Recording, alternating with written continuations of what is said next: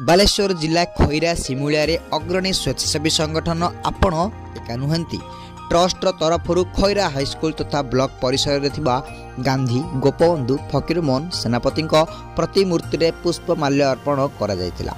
परे excellent computer centre तथा कवि राधाश्याम स्मृति भवन रे अनुष्ठित सभारे सांबादिक शिवानंद पाड़ी सभापतित्व करथिबा बेले मुख्य अतिथि भावे खैरा तहसीलदार प्रशांत कुमार महाराणा, मुख्य वक्ता भावे खैरा थाना आईआईसी गयाधर बेहेरा, सम्मानित अतिथि भावे गणित अध्यापक विजय कुमार पंडा जोगदे शहीद जवान को पाई 2 मिनट नीरव प्रार्थना करथिले।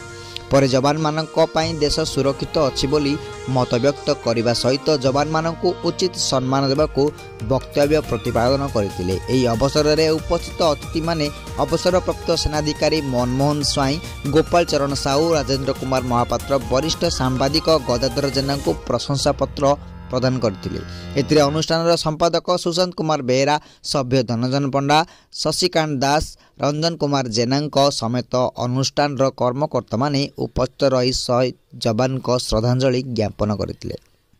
बालेश्वर लोचन राउत को रिपोर्ट, केबी न्यूज ओडिशा।